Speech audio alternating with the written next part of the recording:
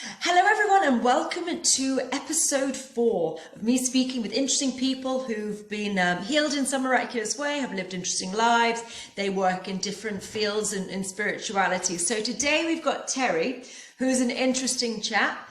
He's lived, well, multiple lives basically in one. He's had so many different jobs, which are absolutely fascinating. We're going to get into those afterwards. Well, let's see. He was a SWAT team negotiator, which I'm fascinated about.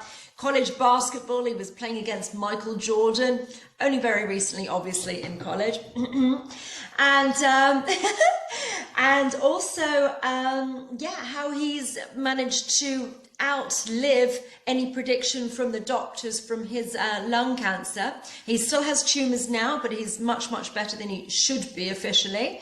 And other things about his family and the history of cancer in the family. So interesting chap, lots to talk about. So yes. Right, what shall we start with? I think I need to know about the SWAT team negotiations. That just sounds crazy. That sounds like something out of a movie. How did it work? How did you even get that job? And what do I need to know to negotiate? I'll give you a couple hints. So I became a police officer sort of late in life. I was a 37-year-old rookie police officer, and there's a whole backstory to that, which we won't go into. But I always wanted to be the best. Always wanted to be part of the best. And SWAT is usually the best officers. They get the best equipment, the best training. And so when there was an opening on the SWAT team, pardon me? Most dangerous as well, surely. Well, it is. It is in a lot of ways. And so when there was an opening on the SWAT team for a negotiator, I put in for it. And I had to do the physical fitness part. I had to meet with the psychiatrist. I had to take all kinds of tests. I had to get interviewed. I did all kinds of things and was fortunate enough to be selected to be part of the Cincinnati Police Department SWAT team hostage negotiation unit. And I've been very lucky. I've trained with our FBI, Federal Bureau of Investigation. They have a kind of an international SWAT team. They do all the big, if you're over in the Philippines and you get abducted and that kind of stuff, they will go in and try to negotiate your release and stuff. Ours were not nearly as exciting as theirs. But one of the things I learned is the importance of listening. And I'm sure, most of your audience, well, of course, we all listen, but we don't. We listen to respond. We do not listen to understand. And that's a huge differentiation between listening. And we all do that. It's like, hurry up and say what you're going to say because I want to get my 2 cents in versus, oh, okay, I heard what you said. I may agree with you. I may not agree with you, but help me to understand where you're coming from. Now we're communicating. Now we're interacting as human beings, not, I want to get my 2 cents in. And really kind of the overarching point of all that was trust. We're trying to build relationships, just like a parent or a child or a husband and a wife or, a boss and a subordinate. You're trying to build that trust relationship. And there were a lot of times where we would negotiate with people for hours and talk about something over here when the real problem was over here, but they didn't trust you enough at that point in time to get to a point where they were willing to open up to you about what was going on. So trust was a big deal. And one of the things, and this is something you can learn or something you can use when you're negotiating with something, is to ask how and what questions. So somebody, you're dealing with somebody, and if I'm dealing with somebody maybe who's barricaded themselves in a room, and I ask them, well, how can we get you out of there? Now, all of a sudden, you're engaging the other person to help you solve the problem. So it's not me trying to get the person out. It's me and the person trying to get the person out. So how and what questions are great to help other people help you solve the problem? Why questions can be accusatory. Well, why did you do that? That sounds like I'm judging you in some way. So kind of stay away from why questions, but how and what questions are good. And here's something else. If you're negotiating for a raise or for a particular salary, don't just go in and say, I want $50,000. Go in and say I want $50,147.25, because that makes the person you're negotiating with think that you have thought this through and have basically itemized all the things you need and all the value you bring to the table. So you're much more likely to get that number than if you just say, I want $50,000. Really? There you go. Right, I'm writing that down. Interesting. Okay, so who did you negotiate out? What happened? What actually, I mean, does this happen very much? I just only see it in movies. That's a common thing, hostage. Tell me, what was your craziest hostage negotiation situations, and how often does this happen? It does happen quite a bit. It doesn't make the news all the time. I mean, I'll give you a couple stories. The first one is kind of funny. And this is not a typical negotiation, but it's something that actually happened. This person had barricaded themselves in their house with their wife and a gun. And I had gotten to the scene. I was working that night, and I'd gotten to the scene pretty quickly. And I was talking to the other officers. I'm like, what's the deal? It's like, he's drunk. He's barricaded himself in the house with his wife and a gun. I'm like, okay, do you have him on the phone? Yes, we have him on the phone. Let me talk to him. So I started to talk to him. And usually early on in a negotiation, you do not ask the person to come out. You do not ask the person to put the gun down or let the hostage go or anything like that. Again, you have to build that trust, and that trust takes time. But I just kind of had a feeling talking with him. So I said to him, this was probably 10 or 15 minutes into it. I said to him, what would it take for you to come out? And there was like almost a dead silence on the other end of the phone. And finally he says to me, give me a beer. And I was like, I said, do I have your word if I gave you a beer that you would let your wife go and that you would come out without any problems? He said, do I have your word that you'd let me drink it? I said, you have my word that you could drink the beer. He said, then you have my word that I'll come out. So I gave $5 to one of the officers. I said, go down to the store and buy a beer. Brought the beer back. The tactical team put it on the front porch. I called them back. I said, your beer's on the front porch, but you don't get it until your wife comes out. You put the gun down and you come out with your hands up. All of a sudden, the front door whips open. Here comes his wife. Here he comes with his hands up. We handcuffed him, let him drink his beer, and off to jail he went. I mean, that just tells me we need to keep a good bar in the house. Exactly, right. Obviously, he didn't have enough beer in the house that, I had to give him a beer so that he would come out. So that was kind of a funny one. A more serious one. And this one actually happened. This individual wanted to commit suicide, wanted to kill himself. And so it started probably about 8 o'clock at night, and he slit his wrists, and that didn't work. And for some reason, he thought it would be a good idea to turn the gas on in his oven and put his head into the oven. Well, that didn't work either. And then he called one of his relatives and said, I'm feeling really down. I'm going to kill myself. I've got a gun now. Well, the relative called the police. We get there, and it's probably 3 o'clock in the morning now. And I'm talking to him. I said, I really would like you to come out. He said, yeah, I'd like to come out. I'm really tired. I'm like, yeah, I bet you are. This has been going on for a while. I didn't say that, but that's what I was thinking. And I said, put the gun down, take the phone with you. And when you come outside, do what the officers tell you to do. And I'll come to the scene and we'll talk face to face. He's like, I'd really like that. Well, then he hung up the phone, which isn't uncommon because we're conditioned that when a call is over, we hang up the phone. Right. But about 30 seconds later, one of the tactical officers came on the radio and said, we heard a gunshot.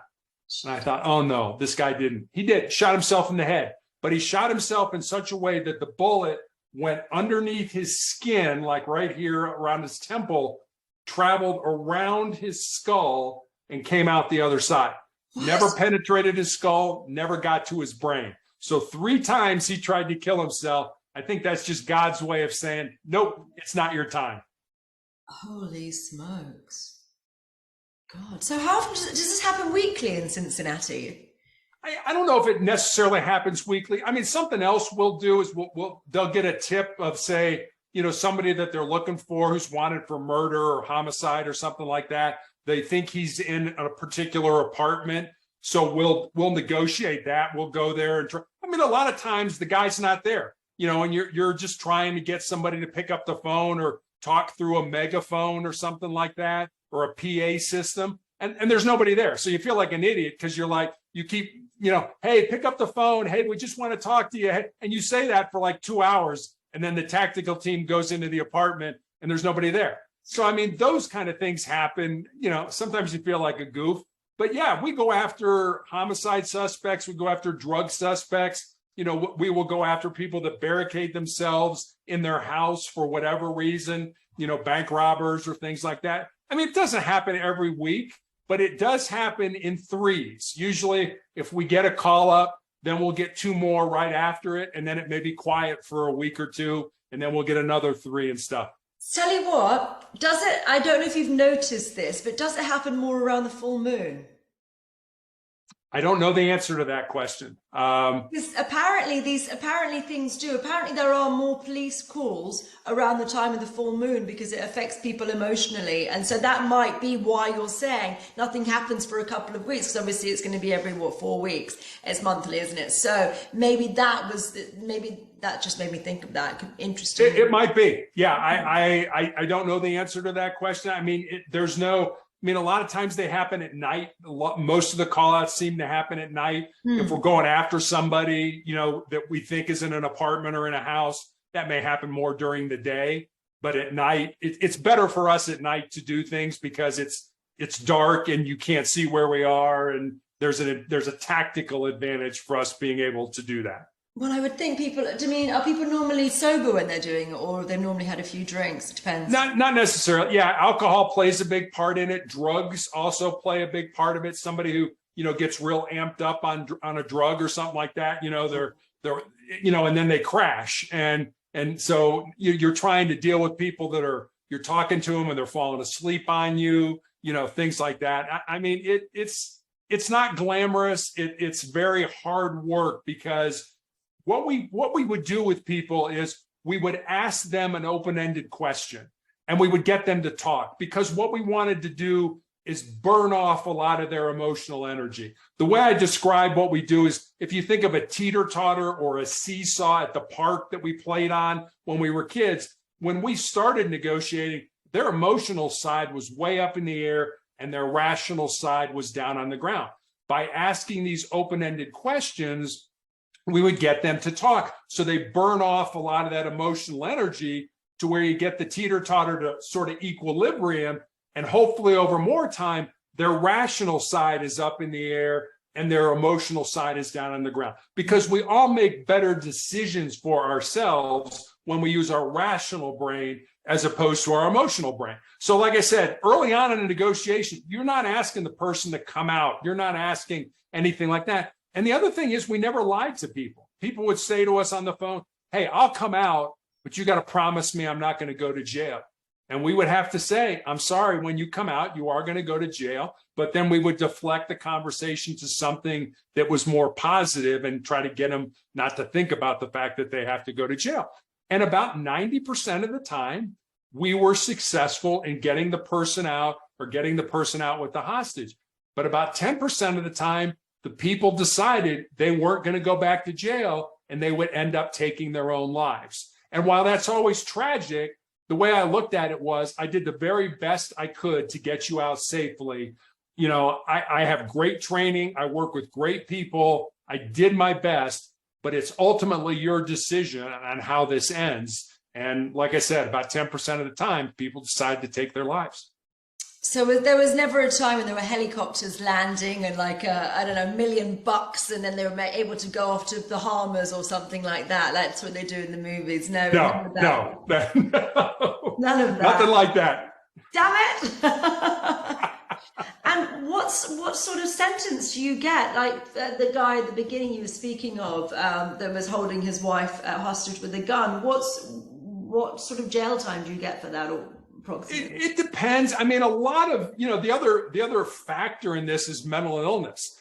People, it doesn't really do any good to lock somebody up, in jail that has a mental illness, that needs medication, that needs therapy, that needs treatment. And so, taking them to the hospital was really what we would do. Sometimes we would charge them with kidnapping. I mean, if you take somebody and hold them against their will in a house, that's kidnapping. That's a felony. And you can get serious jail time for that. If they tried to harm the person, assault, attempted murder, if they were trying to do something that could potentially have killed the person. So it really depended on what the charges were. We didn't do any of that. Basically, our job was we go to the scene, we negotiate, we get the person out, and then we hand them over to the district where the incident occurred, and they deal with filing charges and taking them to the hospital and all that. And then we kind of pack up and go home, so to speak. Wow. Right, that's absolutely fascinating. We should get on to spiritual subjects because this is a spiritual channel, but I'm fascinated by this story regardless. We spent 20 minutes talking about that. Let's get on to the other things. Okay. But absolutely fascinating, and I think there's some great tips there for my lovely audience. Okay, so yes, let's go on to the cancer, and then we'll have the light-hearted thing towards the end. So you have had unfortunately lung cancer for some time, but you're doing much better than you should be. Can you tell me the story about this, please? Yeah, so 2012, I was a girls' high school basketball coach when we lived in Texas, and I had a callus break open on the bottom of my foot right below my third toe. And initially, I did not think much of it because as a coach, you're on your feet a lot, let's face it. But after it didn't heal for a few weeks, I made an appointment and went to see a podiatrist, a foot doctor friend of mine. He took an x-ray, said, Terry, I think you have a cyst in there and I can cut it out. And he did. And he showed it to me. It was just a little gelatin sac with some white fat in it, no dark spots, no blood, nothing that gave either one of us concern. But fortunately or unfortunately, he sent it off to pathology to have it looked at. 2 weeks later, I received a phone call from him. And as I mentioned, he was a friend of mine. And the more difficulty he was having explaining to me what was going on, the more frightened I was becoming, until finally he just laid it out for me. He said, Terry, I've been a doctor for 25 years. I have never seen the form of cancer that you have. You have a rare form of melanoma that appears on the bottom of the feet or the palms of the hands. And because your cancer is so rare, he recommended I go to this specialty cancer hospital in Texas and be treated. And so I did. I had the bottom of my foot removed because of the tumor. I had all the lymph nodes in my groin removed. And then when I healed, my oncologist put me on a weekly injection of a drug called interferon to help keep the disease from coming back. The downside or the side effects of the interferon were that it gave me severe flu-like symptoms for 2 to 3 days every week after each injection. And I took those weekly injections for almost 5 years. So imagine having the flu every week for 5 years. And that was not a cure. That was, as my oncologist used to say, we're kicking the can down the road and trying to buy you more time. After 5 years of the interferon, I had to stop the drug because it became so toxic to my body that I ended up in the intensive care unit of the hospital with a body temperature of 108 degrees, which is usually not compatible with being alive. I was literally packed in ice to try to reduce my body temperature. So I had to stop the drug. And almost immediately after stopping the interferon, the cancer came back in the exact same spot on my foot where it had presented 5 years earlier. 2018, I had my left foot amputated because of the cancer. Oh my Cancer God. worked its way up my leg into my shin in 2019, 2 more surgeries. And then in 2020, an undiagnosed tumor at the base of my leg, what was left of my foot, grew large enough that it fractured my tibia, my shin bone.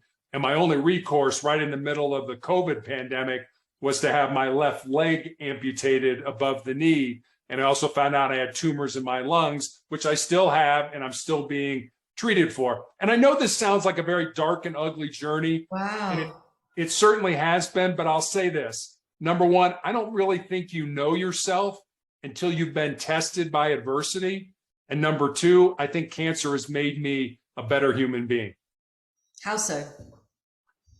I think it's made me appreciate more things. I think it's made me get to a point where I don't sweat the small stuff anymore. I don't get too excited about that. And I've taken what I've learned over these last 10 years and I try to help people, I try to make a difference in their lives. I don't have all the answers, but there have been things that have worked for me that I try to help other people with. I always say, if these things work for you, then take them and use them in your life. If they don't, or maybe one thing does, then take that and develop your own truths around that. And hopefully you can have a better life based on what I've learned during these 10 years. What are your top tips? What are my top tips? Top tips.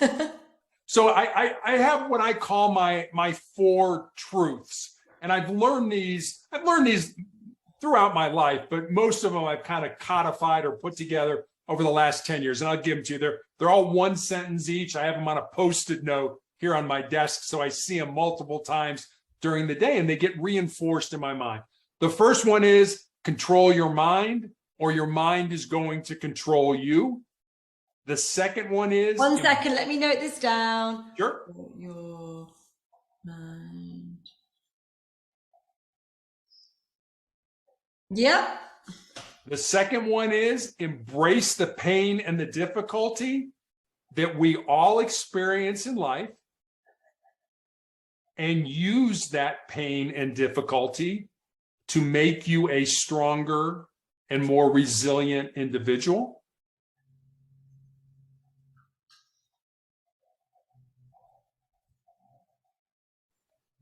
I should have asked you to email these. It would be easier. I should have, yes. Oh, well, we're halfway through it now. Go on. The other ones aren't as long. Number 3 is more of what I call a legacy truth, and it's this.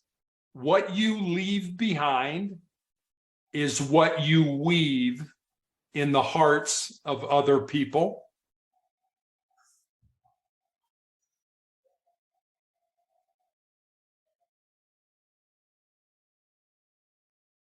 Yeah. And number 4, I think is pretty self-explanatory. As long as you don't quit, you can never be defeated. I like that.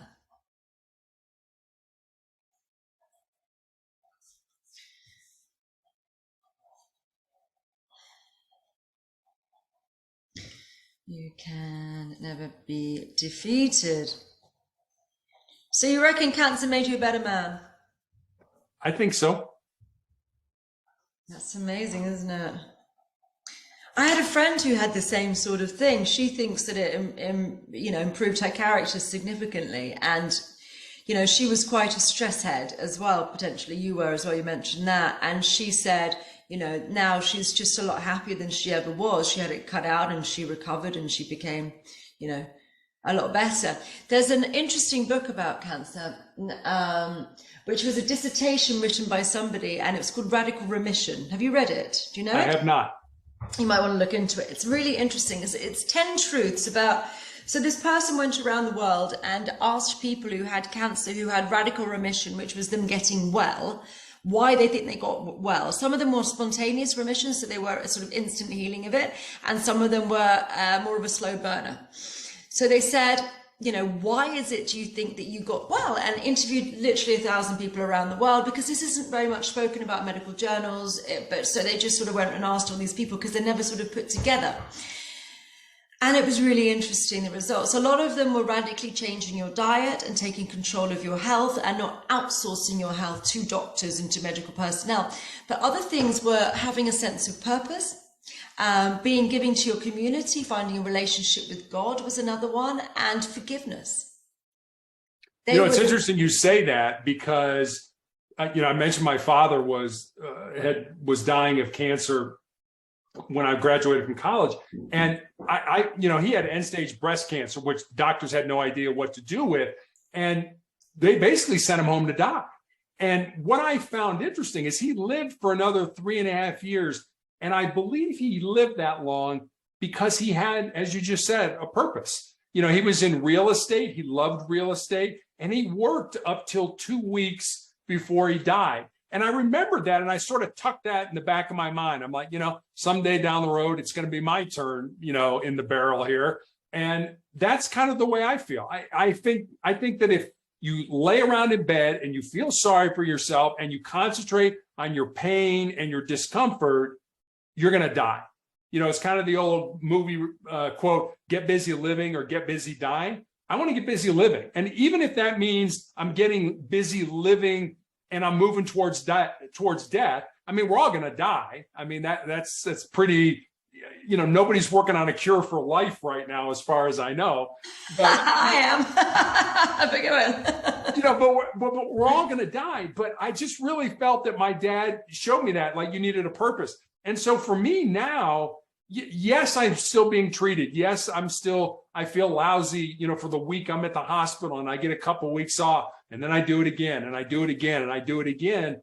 But during those 2 weeks off, I feel I have a purpose to be, a guest on a podcast like yours and things like that, where I'm trying to say, look, I don't have all the answers, but this has worked for me. And if it can help you, then by all means take it. And for me, that's my purpose right now. So were you told it was terminal a number of years ago? How long have you lived past that, or how does that all work? So melanoma, when I was diagnosed, almost was a death sentence. I mean, people were like, yeah, we don't have a lot of treatments, a lot of things we can do for you that will help. So, the sort of that 5-year mark, you'll be lucky to live 5 years. Well, I'm 10 plus years now. It's so funny because I get a letter every year from the hospital that I went to initially, basically saying, are you alive, cancer-free? Are you alive with cancer, or are you dead? And I love getting that letter because, I always love circling. Yeah, I'm still here. I still am here. I still have cancer, but I'm still here. So I love getting that letter every year just to kind of say, yeah, no, not done yet. And I always say that, my doctor showed me my CAT scan from back in 2020 when I found out I had the tumors in my lungs and I'd had my leg amputated. And I have no medical background, so I don't know how to read a CAT scan. But I kind of looked at it like, well, that doesn't look like it should be there. And I had fluid all around the pleural spaces, the outside of my lungs. And I had these large tumors in my lungs. And I looked at my doctor and I was like, how was I alive? And he kind of shook his head and sort of put his head down and was like, I don't know, which said to me that, hey, God's not done with me yet. When I die, where I die, how I die, way above my pay grade. So I don't spend a lot of time worrying about it. Wow, that's a great attitude. Wow. Well, I think I'm going to have to do some healing on you and see if we can get you a bit more well. Hey, I'll take anything I can get, believe me. Yeah, so I mean, I come from a completely different way of thinking than you do. And actually, I had somebody with basal cell carcinoma, which is another type of skin cancer. And she had she was very early stages, but she had a few lesions on her skin. Okay. And I worked on her and it was gone in 4 days. Wow. Yeah. So that was what I did with her, and I've got a before and after picture of it. And she had it. She sent the, the pictures. It was during COVID, so she didn't actually get seen by a doctor in person, but she sent pictures to 3 different doctors, and they diagnosed it with that. Although she wasn't seen in person, and then it just wasn't there anymore, and now she doesn't have it. So it's quite interesting. So where I come from on thinking about diseases is I think they're due to blocked emotions and stagnated emotions. So what I think happens is I think we all get fixated upon a certain way of thinking, and that actually densifies and causes us to have different diseases. So if you, when you hang around someone who's anxious or depressed, you spend 3 seconds with them and you immediately feel the anxious or depressed. It makes you feel it. They're almost like they suck the air out of the room. Yeah. Or you've walked in after an argument and you're like, oh, you can cut the air with a knife. You can feel it in the air, right? That means emotion is like a gas. It fills a room, right?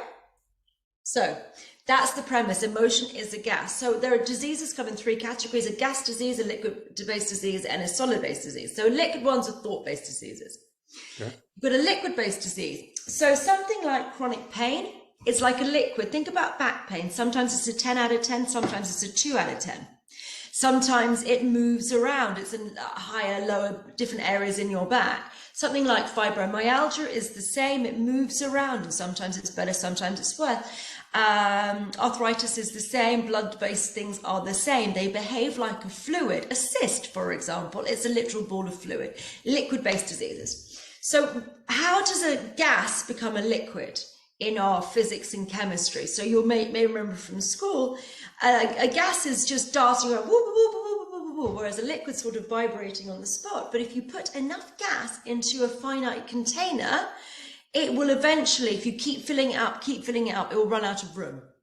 And then it will become a liquid because it will condense into a liquid. So water vapor becomes liquid water just by compression. And that's what happens. Our thoughts cause us to go to compress into that sort of disease. So I had someone I was working on a few weeks ago who's a friend of mine who had backache for 15 years and was going to have surgery on his spine about it. And I've got a textbook that tells you the emotional reason behind disease, and I neutralized the emotional reason behind the disease after I read in the textbook, and his backache was gone in 10 minutes. And it's been gone since, and that was 4 or 5 months ago. It's just gone. And he said, oh, that's really spooky because suddenly that was gone. And then you've got something like a tumor. It's rock hard. If you feel a tumor, most of them are, it depends on what cancer you've got, obviously, but, a cancer tumor is normally hard as a rock. And it's just literally that densification of that liquid going tighter and tighter into a ball, which is your thoughts. So that's what's caused the different diseases. And I'm using that model and actually dissolving quite a lot of diseases from that perspective. So that's what I do. Wow. That's amazing. Yeah. That's amazing. Yeah. I tend to agree that we are so much more. I'll give you an example. A nurse asked me one time, said, what was it like to have your foot amputated and your leg amputated? And I told her, I said, it has not been easy. I'm still learning how to walk again, with a prosthetic. And it's been 2 years since I've had my leg amputated. But what I told her is that cancer can take all my physical faculties, but cancer can't touch my mind. It can't touch my heart, and it can't touch my soul. And that's who I am. That's who you are. That's who the audience who's listening to us is. And we get so excited about, our bodies and, I got chemo and I lost my hair, and that's not who you are. I understand, we get caught up in sort of our looks, but our heart, our mind, and our soul are really who we are. And we should spend more time cultivating those, developing those, working on those. And I'm not saying you shouldn't work out and eat right and all that kind of stuff, but at the same time, you should spend more time on who you really are. Definitely. Interesting.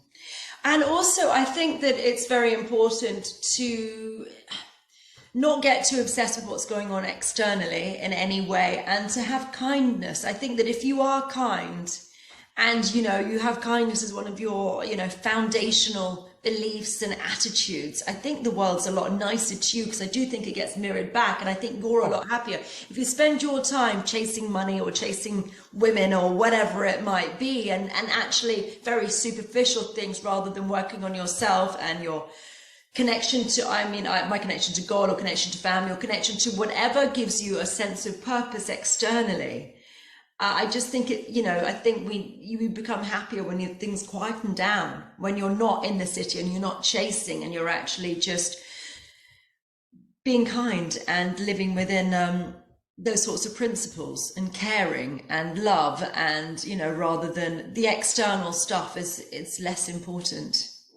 It is, but think about how many people have goals or start New Year's resolutions or whatever whatever it is, and they fail. 90% of New Year's resolutions, fail by mid-February or something like that. Yeah, I don't know what the statistic is exactly, and how many people's goals fail. And I've always believed that that's because those goals, those resolutions, they're not tied to anything. And this kind of goes exactly with what you were saying. They're not tied to anything that means anything to us. They're not tied to our values. If we have values and we tie our goals to those values, it's much easier to have that goal manifest itself as something that we're successful at, because it's got a foundation underneath it. It's got something, that it can sit on, that it can, can basically grow roots into and hang on. Whereas all this other stuff is just kind of, I want to be rich. I want to have $1 million by the time I'm 30. I want to drive a Maserati. I want to be married to a supermodel. I want to live in a mansion. Okay. None of that stuff matters. It doesn't matter. It's the things that you were talking about, that are really important in life. And a lot of people don't get that. No, they definitely don't. But, it is about, there's an interesting study called the Harvard Study of Happiness. It's the longest running study they've ever done. Because it's multi-generational, and they've still got octogenarians, which are people in their 80s, who are part of the study. And what they did was it was at Harvard, and they started with some Boston Street kids and some Harvard sophomores, and they were asking them questions about what they thought happiness was, and then it just progressed. Some of the kids were, they didn't have running water. I mean, this was a long time ago. It's like 80 or 90 years ago now. And they really were quite poor. And some of them, started very poor and became millionaires. And some of them started very rich and became, on the streets. And at least one of them became a president. So that's, it's got this really interesting background. And what they did was they, every couple of years, sent them a survey and asked them about what they think happiness is, and asked them about their general health and well-being. Now, it's the only study in the world which is now can look back. And so they can look at this. So they got doctors involved, they got family involved, they got wives and children and everyone else, and started asking questions to different people within it, and also medical records and things like that. So it's the only study where you can actually look at someone in their 80s and see what their health was like in their 50s. So you can actually work back, because they have all of that information about these people. So normally what you would project as what would make you healthy in your 80s and happy in your, happy in your 80s and health in your 80s, you would be thinking about cholesterol, you would be thinking about, various different sort of markers and obesity and what all these sorts of things are. But actually what's really interesting is having the data there. They were looking at people in their 80s and looking backwards. And actually what kept them happy and healthy was actually having a sense of community, having a sense of purpose. And it wasn't necessarily about whether you were single or whether you were in a relationship, because unhealthy relationships were very destructive to people. And even if people were bickering but felt supported by the partners, that was great. There can be single people who were feeling very supported and happy, but often, being by yourself or being lonely was something which was a big indicator of whether you were going to be sickly later on. But it was a lot about family. It was a lot about connection. It was a lot about sense of purpose. And it was, and it wasn't about the money, and what everyone was initially thinking that, if you get the $1 million and you get whatever it is, then that's going to be it. And there are these people in their 80s who were just saying, no, it's about family, it's about connection, it's about being happy. And it was the happier you are, the healthier you are. It came down to that. It's a fascinating study. Wow. I remember reading about that study. Yeah. It just really, I think, hammers home what's really important in life. And there's an old story. I don't think it ever happened, but it's a good story about Alexander the Great, one of the most influential, powerful, important men of all times. And supposedly when he was dying, he brought all his counselors together and he asked them to carry out his final 3 wishes. He said, my first wish is that I want only my doctors, to carry my coffin to the grave. The second wish is I want the road to the cemetery paved with gold and silver and precious stones. And my third wish is that I want my hands hanging outside of my coffin. And one of his counselors looked at him and said, you're Alexander the Great. You're the most powerful man in the world. These seem like kind of goofy wishes. Why did you ask for these things? He said, well, number one, I want my doctors to carry my coffin to the grave because I want people to understand that no doctor cures anything. They just help the body to cure itself. And people should be cognizant of their thoughts, of how they handle their body, of what they put in their body and how they treat their body.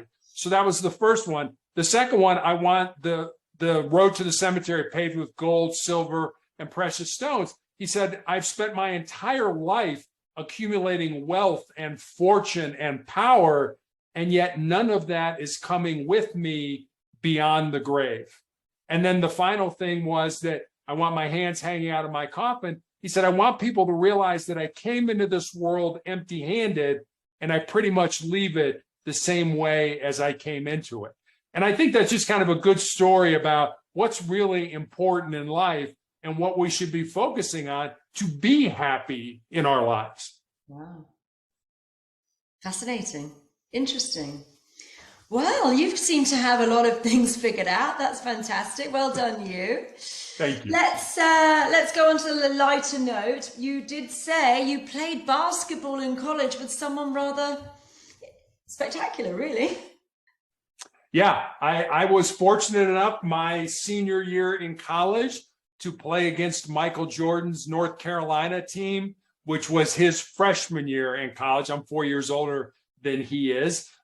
We did not win the game. North Carolina went on to they won the national championship. They were the best college basketball team that year. Kind of a funny story. The next night we played against North Carolina State, another college basketball team, who the following year was the best college basketball team in the United States. So in the course of 2 days, one weekend, I got to play against two national championship teams. And kind of a funny story, if you fast forward, say 20 years or so, Michael Jordan is playing professionally for the Chicago Bulls here in the United States. And my brother was a high school basketball coach and was coaching Michael Jordan's two sons on the basketball team. And he tells the story. He said, one day I'm at practice, and it's toward the end of practice, and I'm teaching the players a drill. And I look up, and nobody's paying attention to anything that I'm saying.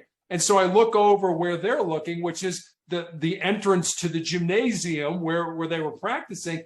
And Michael Jordan had come into the gym as a dad, as a father, to pick up his kids and take them home after practice. And so my brother looked at him and said, hey, Michael, you're a little bit of a distraction here. Would you mind waiting out in the hall until practice is over? And Jordan and his wife were incredibly gracious people. They didn't try to micromanage, my brother, or try to coach the team.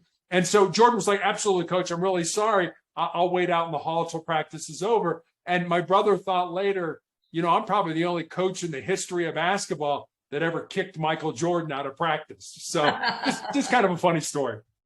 That's really cute.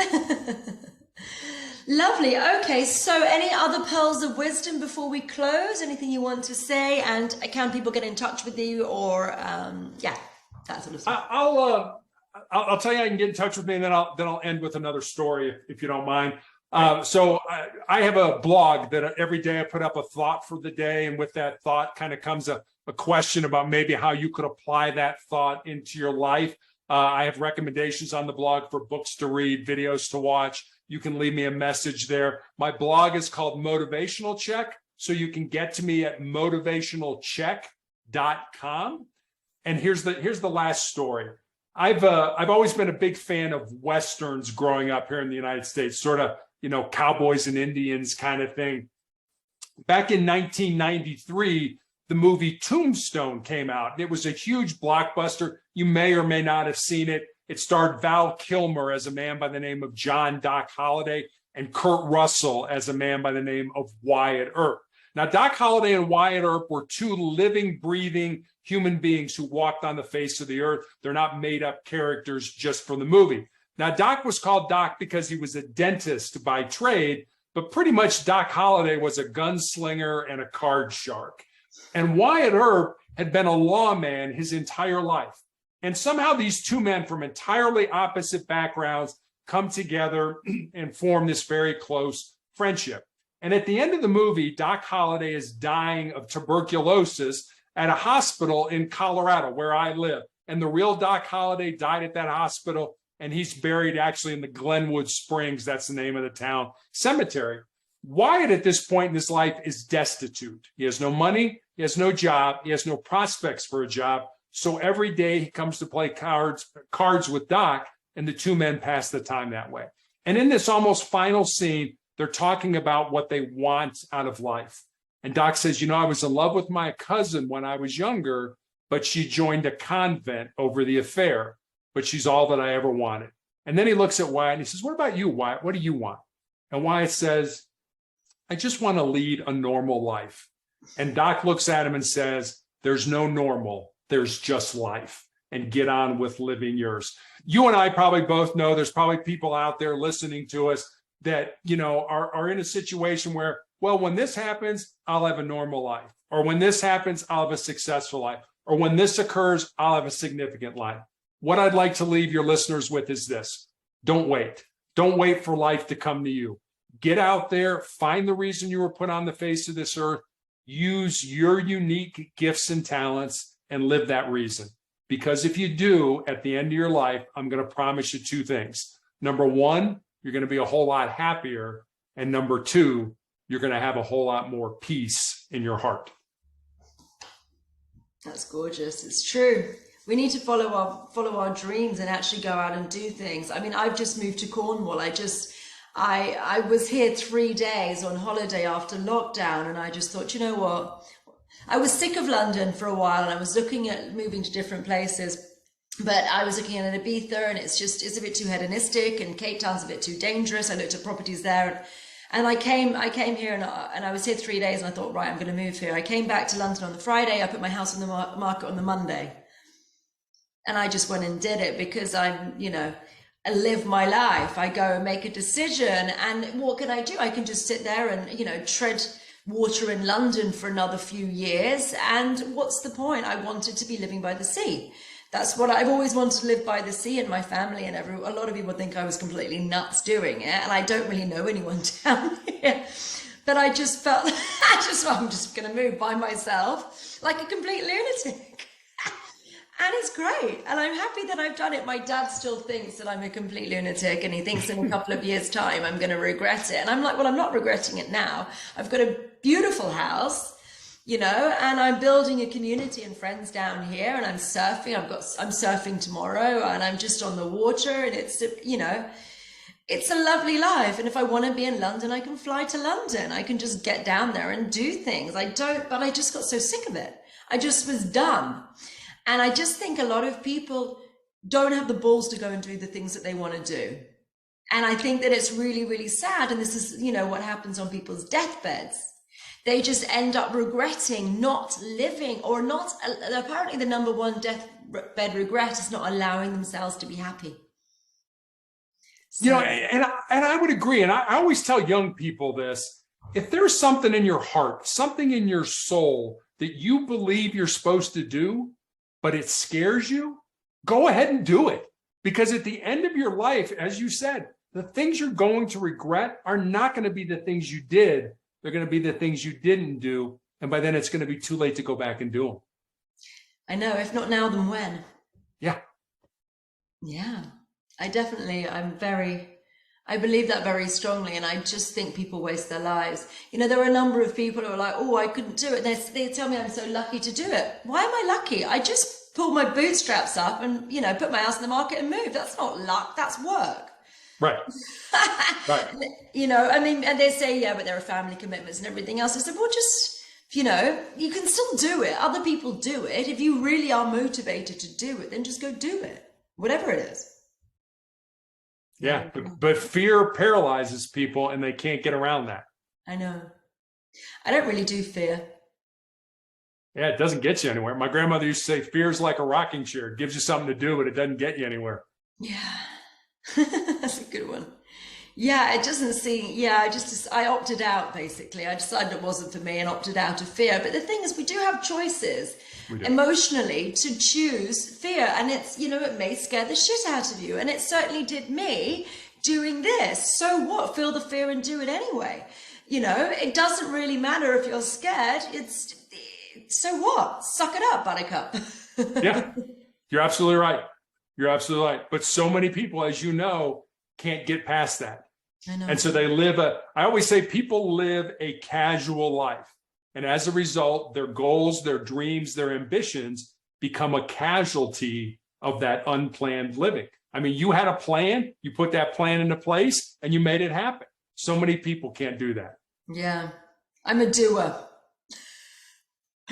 I'm a doer. I've got a cleaner, and she does come every week, and she's like, I can't believe every week there's something else done in the house. I've just got teams. I've got an army of people in this house repainting things and building things and doing all different jobs all the time. She's just always laughing, just like, what have you done this week? Oh, right, you've got this and this and this. Well, I just want it all done, and then I can just settle properly and unpack, and I can't do all of that just yet because still having the wardrobes made and painted, and all, you just can't do everything all at once. I can't unpack yet, so I'm just, in the middle of it all. Cool. Okay, well, that was really fun and really interesting and really enlightening. So I think I will be in touch. But if you want some healing, then I'll do a little free healing and see if we can get you any better. And then that would be wonderful. I'll take anything I can get. Yeah, that would be great. Hey, if you've got that power, I'll tell you, I would certainly welcome that. Do you want, I don't know if you're interested or whether it's appropriate to have on camera, but you tell me. I've got a textbook there that tells you the emotional reason behind diseases. Would you like me to read it to you on camera, or would you prefer to do that off camera? No, you can read it to me now. That's fine. Do it? Sure. Why not? Here we go. I'm going to put the light on so I can see. It's getting darker. Okay. Right. Okay, tell me the name of your cancer again, please. Melanoma. Melanoma. M-E-L-A-N-O. M-E-L-A-N-O-M-A. Yeah, I know melanoma. Don't you worry, because I've got the basal cell melanoma. M-E-L. Let's see. Melanoma. Got it. It's on page 480. Because this is quite an interesting experiment to tell you the emotional reason behind it, because I've read this book to thousands of people, and every single one of them has gone, you feel like the book is picking on you. It's really strange. You will feel victimized by this book. That's okay. I have no problem. Victimize away. Melanoma. Okay. You are often reluctant to express emotions. So, okay, you draw strength from the ability to suppress, be strong, and endure challenges. You have a great deal of fear of exposing any weakness. You sweep emotions under the carpet and are a people pleaser. You feel overwhelmed by people's demands and allow others to get under your skin. Accurate so far? Parts of it. I'm pretty emotional, so I don't hide my emotions. I cry, I do all that kind of stuff. So that part, no, but the rest of it, yeah. Okay. You may come across as very calm, yet you feel a great deal of resentment and anger, which is eating away at you. No. No? Okay. You feel resentful towards the world for causing you to feel so inadequate and stupid. Your insecurities are running the show in the back of your mind. You seem to be overly sensitive towards the actions and words of influential people. You may feel that everything is personal, and it's a possible it is a possible attack on your values, way of life, and beliefs. Again, part of that, yeah. I have some very strong beliefs, very strong values, and I don't like it when people attack them and things like that. Okay. Relationships and interactions with dominant people seem to leave you with a bitter taste in your mouth as a result of unexpressed desires, making your own choices, or conflicting goals with another. No, not really. I'm kind of like you. You look at my resume, look at all the things I've done in my life. I don't let grass grow underneath my feet very long. So I'm not sure about that one. But is it still, so is it melanoma, or has it moved to your lungs now? It has moved to my lungs, but it is still melanoma. It's not lung cancer. No, it's melanoma that's metastasized to my lungs. Okay. You have you've projected a facade for a long period of time. Physical damage of the strong emotions towards influential people and environment has now come to the surface. You feel bullied and pushed around. Do not take action to put a stop to the cycle due to your low self-worth. Loved ones do not respect the values and boundaries. You seem to feel that everything is a battle. This may result in others always pushing your boundaries and rejecting you if you didn't comply. Use anger and aggression to be heard and respected by others. Anger wards off threatening people. I don't think this is the right. I think it might be lung cancer now. Was this right in the past? No, not really. I never felt bullied. I mean, I was always kind of the one, yes, I'm a people pleaser in a lot of ways, but I do my own thing. I do what I feel is right. And you're not going to bully me into making, a decision just because you want to do it. If I don't think it's right, I'm not going to do it. This is so, it's very unusual. Now we've got you on camera that it's actually, it's strange, but we'll keep reading it just in case there's bits to it. You have dominating and controlling people in your life and feel unable to change how these people treat you, feel irritated by your environment and life. Some clients have described it as though the world has handed them a contract with endless flaws and traps.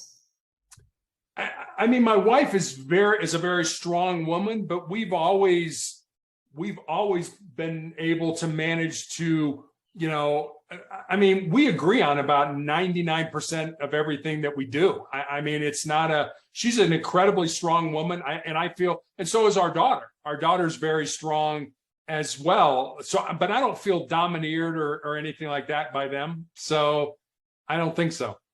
Okay. You cannot see the exit sign out of your circumstance. You're walking through life feeling angry, enraged, full of resentment, or done in. This could be related to divorce, a failed relationship, a failed project, or being unable to stand your ground in the face of opposition. You feel emotionally stuck in the past and want to move forward. Your suppressed anger, resentment, or grief is a sore reminder that of what you cannot let go of. You seem to be overly controlling of your environment. This results in feeling out of control during childhood.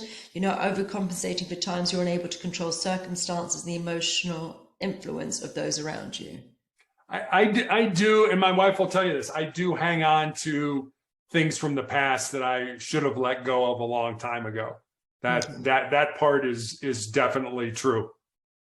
Yeah, you have learned to access your power through suppressed rage instead of feeling overwhelmed and depleted by it. You have made it work for you. Your calm anger is a source of strength. I mean, as a negotiator, I had to be calm. I had to be, I never took stuff personally when I was on law enforcement. And believe me, I've been called all kinds of names that we could not repeat here on YouTube, yeah. But it was, I never took that stuff personally. I was bullied when I was young. Yeah. I mean, when I was 13, 14 years old, I was 6'5" tall. So I was, tall and lanky and uncoordinated, and I got bullied quite a bit, but I put that, at least for me, I put that into basketball and became a good basketball player and, got a scholarship to college because of it. So life gives you lemons and you're making lemonade. Well, I try. I mean, do I fail a lot? Yeah, but I try. That's good. All right. Well, I think we can do a little session because I can't do the energy work now, but I just wanted to read that too. So I'm just going to say goodbye to everybody. Anything else you want to say before I turn off the video? Okay, so everyone can contact you once again on your blog. What was your what was that called? Motivationalcheck.com. And check is spelled C-H-E-C-K. Not check as in Q-U-E. You don't even have check in that way. No, we don't. It's an English word. Even when, it's strange. I always find that strange in America. Okay, cool. So thank you very much, Terry, and thank you everyone for watching. See you later. Thank you very much. So true to my word, we did a little bit of healing with Terry because, I said I would. So I did. So Terry, would you like to talk about what happened? You can tell an overview, or it was just a trauma that you've carried for many years. You don't have to go into it, or you can, up to you. Yeah, something that I don't have a lot of regrets in life, but the regrets that I have are times when I felt that I was selfish, and as a result of my behavior, somebody got hurt. And so this was just something that's kind of, I've hung on to for a long time, almost 30 years. So it was, just kind of concentrating on it and letting it go, so to speak. So what we did was, I know I dissolve traumas, as hopefully my audience knows. So I asked Terry to think about his particular situation and to play a movie montage of it, just play the whole situation out in his mind, and to grade it out of 10 on the severity level. So it was a 9 out of 10. So that's something which is pretty loaded with emotion and pretty upsetting when you think about it, pretty triggering. And then over the course of, I don't know, maybe 10 minutes or so, now you're down to Maybe 1. maybe a 1. So think about it now and see, it should just feel very calm, it does, like, yeah. you're okay about it. Absolutely. There you go. Thank you for that. So what I do is I get people to think about different situations, and then it's almost like opening Pandora's box. And when you feel it, if you can feel it, I can heal it. That's one of the taglines that I use. So it's literally allowing yourself to feel whatever these emotions are, and then then they just become in your energy field and they become loose, and then I can go in there and dissolve them. So that's what I think diseases are. It's just all these stagnated emotions, and you've been sitting on this situation for almost 30 years, and it's just almost snowballed and just compressed and compressed and compressed because you've got fixated upon it. So if you go through and dissolve all these little bits, then diseases sometimes fall away, which is pretty exciting. I like that. It's pretty cool. It is. It's It pretty cool. Yeah. Well, thank you very much for doing that. You're very welcome. I just wanted to tell everyone about it as well, because why not? If you've got any other big things, you said that was the worst one. Is there anything else particularly overwhelming that you've got? Not really. No. I mean, obviously the cancer and the tumors and stuff like that, and that. But I'll deal with that as best I can. I can't. You seem pretty happy for someone who's, I am, and I think a lot of that's a choice. Yeah, I mean, you should see me on the weeks when I'm in therapy. I don't look very happy. I don't feel very happy. I'm hurting. I shake, I throw up, I have a headache and chills and all that kind of fun stuff. But again, hopefully what I'm going through will help somebody else down the road. And if that's the case, then it's worth it. That's beautiful that even having a leg amputated and even being poorly, you believe that you can choose happiness. And I believe that too. I do. Yeah, I really do. And I've seen so many people that are just miserable because they want to be. Yeah. And like you say, it's a choice. You can sort of have the choice of, I always say it's the choice of, do you have to, or do you get to? Do you have to get up in the morning and go to work, or do you get to get up in the morning and go to work? It's, for me, a lot of it, even though I'm going to have a lousy day of therapy, it's I get to do this because, like I said, maybe it makes a difference in somebody else's life. Beautiful. Well, thank you, Terry, again. Thank you. I will talk to you soon then. Bye-bye. All right. Thanks a lot. Bye-bye.